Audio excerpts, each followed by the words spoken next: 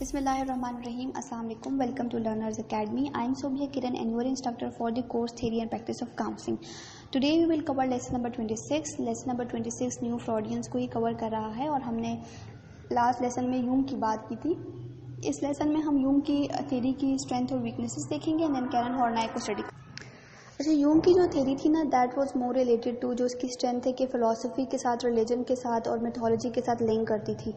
इसके अलावा जो इसका एक ग्रेट जो कनेक्शन जो इसने बनाया वो between mind, body and soul का बनाया. ठीक है. इसके अलावा इसकी फील्ड ने इसकी थ्योरी ने इनफैक्ट बड़ी कंट्रीब्यूशन की in the play therapy and art therapy. इसकी लिमिटेशन ये थी कि it is suitable for those who can spend money, time and effort. Like जो अफोर्ड कर सकते हैं वही इस थेरेपी को ले सकते थे.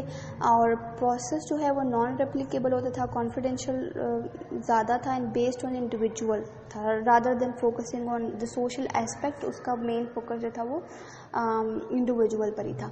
इसके अलावा जो हमारे पास नेक्स्ट थ्योरिस्ट है और इनफैक्ट लास्ट थ्योरिस्ट है न्यूरो फ्रॉइडियन में, वो है कैरन हॉर्नाय. कैरन हॉर्नाय बेसिकली एक विलेज, जर्मनी के एक विलेज में पैदा हुई थी and she was excellent in her medical studies.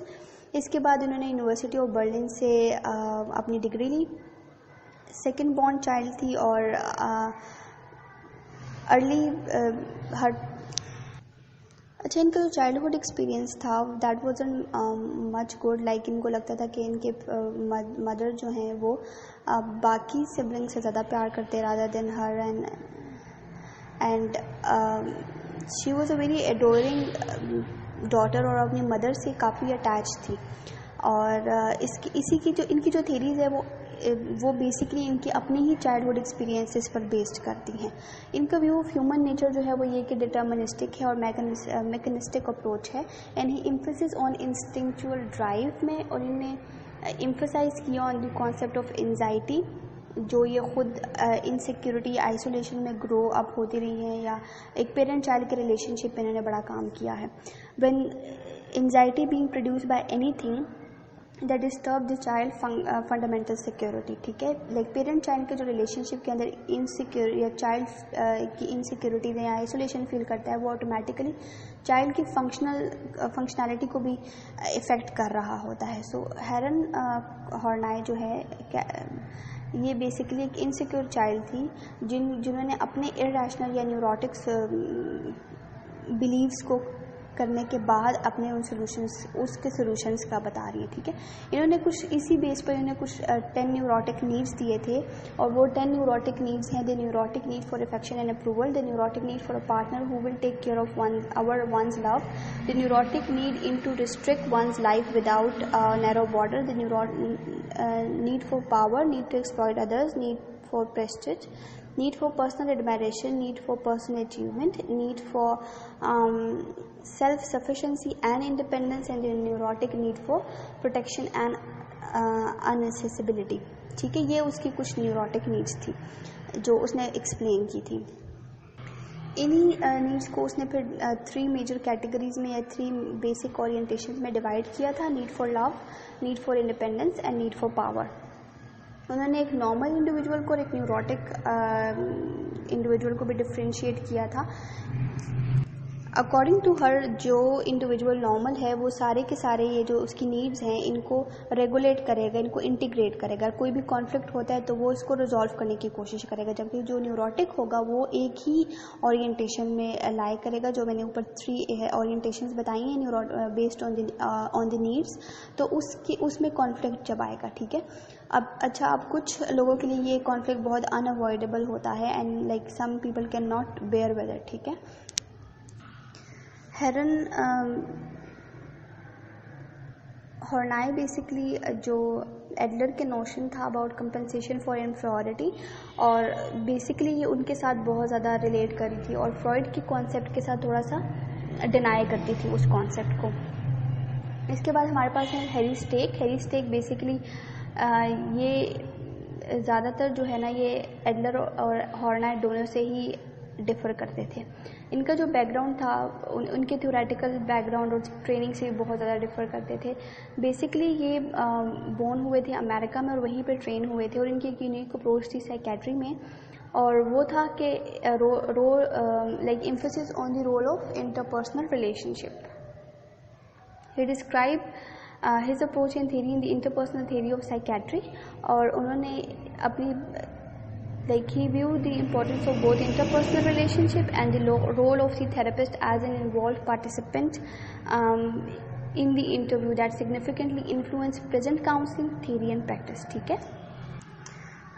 अच्छा, इनके अकॉर्डिंग पर्सनालिटी तभी एग्जिस्ट करती है जब एक इंडिविजुअल का इंटरेक्शन होता है विद अदर इंडिविजुअल्स. ठीक है. And the process such as thinking, perception और सच एज ड्रीमिंग जो है वो भी उनको भी ये इंटरपर्सनल कंसिडर करते थे. ये सेल्फ सिस्टम बेसिकली जो है एंजाइटी जो इंडिविजुअल एक्सपीरियंस करते हैं उससे ही से डेवलप होता है, जो कि बेसिकली मदर जब रिलेट करती है या मदर इन्फेंट का रिलेशन होता है तो वहाँ से ये ओरिजिनली स्टार्ट होता है ये रिलेशनशिप. उसके बाद जो भी इन्फेंट है वो सीखता है कि किस तरीके से उसने एक रिलेशनशिप को लेकर चलना है. अगर एक इंडिविजुअल को बहुत ज़्यादा एंजाइटी होगी तो वो उसके सेल्फ सिस्टम को इफ़ेक्ट करेगा और वो उसकी जो ग्रोथ है वो वहीं पर रुक जाएगी और वो एक हेल्दी रिलेशनशिप नहीं बना पाएगा. इसके अलावा उन्होंने stages of development of personality बताई थी, लाइक किस तरीके से हम एक इंडिविजुअल जो है उसकी पर्सनालिटी ग्रो करती है, जो बेसिकली एरिक एरिक्सन से थोड़ा सा मिलता जुलता है. लाइक हम 6 स्टेजेस से गुजरते हैं according to this Harry Stake, infancy, then childhood, then juvenile area, then pre-adolescence, उसके बाद early adolescence and then late adolescence, और उसके बाद हमारी पर्सनालिटी डेवलप कर चुकी होती है. इसके बाद रोल ऑफ काउंसलर और थेरेप्यूटिक इंटरव्यू में लाइक किस तरीके से काउंसलर का क्या रोल है. According to Harry, like the therapeutic relationship is basically जहाँ पे थेरेपिस्ट ने सिर्फ एक पार्टिसिपेंट ऑब्जर्वर के तौर पर काम करना है, जहाँ पे उसने एक्नॉलेज करना है क्लाइंट्स की एक एक चीज़ को नोट डाउन करना है और उसको समझने की कोशिश करनी है. Psychiatrist basically interview consist of 4 stages: the formal inception, then detail inquiry and determination. And these stages are briefly, इनको मैं एक्सप्लेन करती हूँ. The formal inception is the therapist is view as an interpersonal relation expert, right. के इस stage में या इस phase में जो थेरेपिस्ट है वो प्रॉपरली क्लाइंट के प्रॉब्लम को समझता है, उसको सुनता है, उसके नॉर्मल बिहेवियर को ऑब्जर्व करता है. इससे अगली जो स्टेज है उसमें बेसिकली ज़्यादा स्ट्रक्चर्ड सेशन होता है जिसमें फैक्चुअल इन्फॉर्मेशन पास्ट, प्रेजेंट और फ्यूचर्स ऑफ द पेशेंट, जो भी उसका पास्ट है, जो भी उसका प्रेजेंट है, जो भी उसके फ्यूचर्स के गोल्स है, उससे रिलेटेड स्ट्रक्चर्ड इन्फॉर्मेशन कलेक्ट की जाती है. उसके बाद डिटेल इंक्वायरी या क्वेश्चनिंग और लिसनिंग टेक्निक्स यूज़ की जाती हैं ताकि क्लाइंट के जो क्लाइंट की फंक्शनिंग है या जिन जिन एरियाज़ में उसके रिलेटेड प्रॉब्लम्स है उनको उन पर डिटेल बात की जाए. देन टर्मिनेशन, जहाँ पे जिसमें समरी प्रोवाइड की जाती है कि थेरेपिस्ट ने क्या समझा और पेशेंट को उसने किस तरीके से ऑब्जर्व किया. ठीक है. Then evaluation of this particular that he was very creative thinker, और उसने बहुत अच्छे से जो है रोल ऑफ थेरेपिस्ट को बताया और उसने काफ़ी सारी टेक्निक्स बताई जो कि आजकल यूज़ भी होती हैं.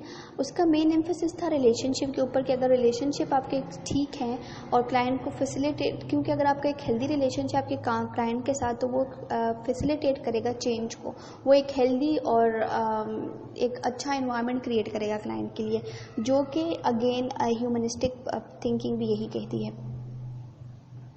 This is the end of lecture. Thank you.